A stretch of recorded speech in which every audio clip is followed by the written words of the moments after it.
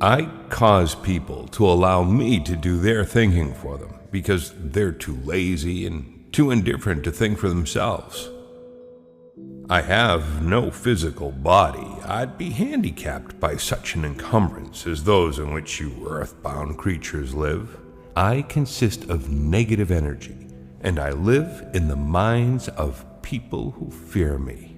I also occupy half of every atom of physical matter and every unit of mental and physical energy. One of my cleverest devices for mind control is fear. I plant the seed of fear in the minds of people, and these seeds germinate and grow through use. I control the space they occupy. The 6 most effective fears are the fear of poverty, criticism, ill health, loss of love, old age, and death. The first and the last, poverty and death, at one time or another during life, I tighten my grip on all people through one or both of these. I plant these fears in the minds of people so deftly that they believe them to be their own creation. All forms of fear extend the space I occupy in the human mind. I control part of the brain space of every human being. The amount of space I occupy in each individual's mind depends on how little and what sort of thinking that person does. As I've told you, I cannot entirely control any person who thinks. My greatest weapon over human beings consists of 2 secret principles by which I gain control of their minds. I'll speak first of the principle of habit, through which I silently enter the minds of people. By operating through this principle, I establish the habit of drifting. When a person begins to drift on any subject, he's headed straight toward the gates of what you earthbound call hell. I can best define the word drift by saying that people who think for themselves never drift, while those who do little or no thinking for themselves are drifters. A drifter is one who permits himself to be influenced and controlled by circumstances outside of his own mind. He'd rather have me occupy his mind and do his thinking than go to the trouble of thinking for himself. A drifter is one who accepts whatever life throws in his way, without making a protest or putting up a fight. He doesn't know what he wants from life and spends all of his time getting just that. A drifter has lots of opinions, but they're not his own. Most of them are supplied by me. A drifter is one who's too lazy mentally to use his own brain. That's the reason I can take control of people's thinking and plant my own ideas in their minds. My control over the mind of a human being is obtained while the person is young. Sometimes I lay the foundation for my control of a mind before the owner of it is born, by manipulating the minds of that person's parents. Sometimes I go further back than this and prepare people for my control through what you earthbound call physical heredity. After people are born, I make use of what you earthbound call environment as a means of controlling them. This is where the principle of habit enters. The mind is nothing more than the sum total of one's habits. One by one, I enter the mind and establish habits, which lead finally to my absolute domination of the mind. Children grow up, but they don't always learn to think for themselves. Once I capture the mind of a child through fear, I weaken that child's ability to reason and to think for himself, and that weakness goes with the child all through life.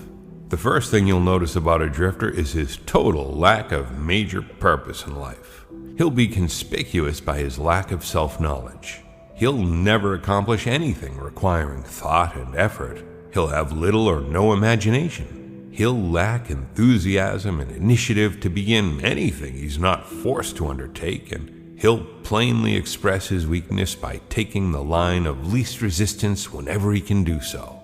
He'll be ill-tempered and lacking in control of his emotions. His personality will be without magnetism, and it will not attract other people. He'll have opinions on everything, but accurate knowledge of nothing. He'll make the same mistake over and over again, never profiting by failure. He'll be narrow-minded and intolerant on all subjects, ready to crucify those who may disagree with him. He will expect everything of others, but be willing to give little or nothing in return. He may begin many things, but he'll complete nothing. He will never reach decisions on anything if he can avoid it.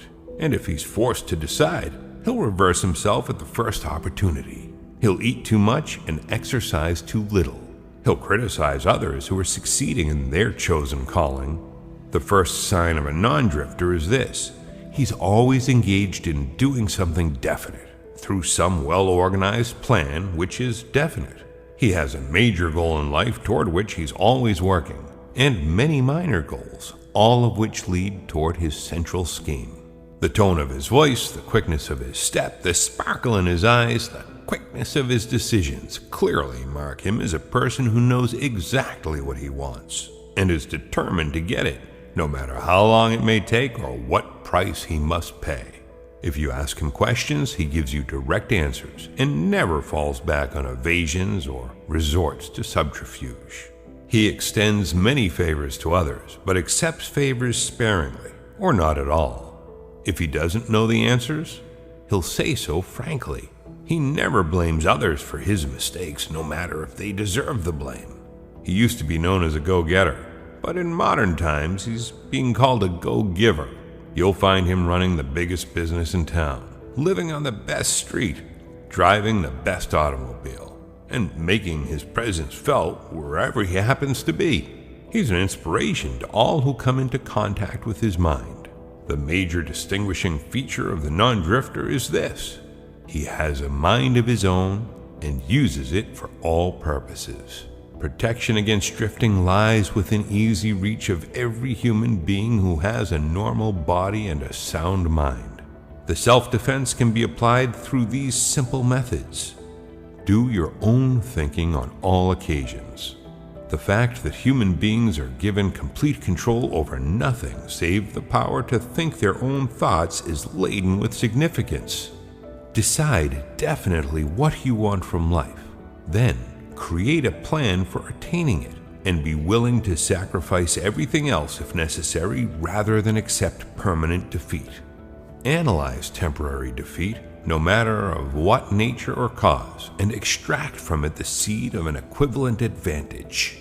Be willing to render useful service equivalent to the value of all material things you demand of life, and render the service first. Recognize that your brain is a receiving set that can be attuned to receive communications from the universal storehouse of infinite intelligence to help you transmute your desires into their physical equivalent. Recognize that your greatest asset is time, the only thing except the power of thought which you own outright, and the one thing that can be shaped into whatever material things you want. Budget your time so none of it is wasted. Recognize that life is a cruel taskmaster, and that either you master it or it masters you. There is no halfway or compromising point. Never accept from life anything you don't want. If that which you don't want is temporarily forced upon you, you can refuse in your own mind to accept it, and it will make way for the thing you do want. Lastly, remember that your dominating thoughts attract, through a definite law of nature, by the shortest and most convenient route, their physical counterpart. Be careful what your thoughts dwell upon.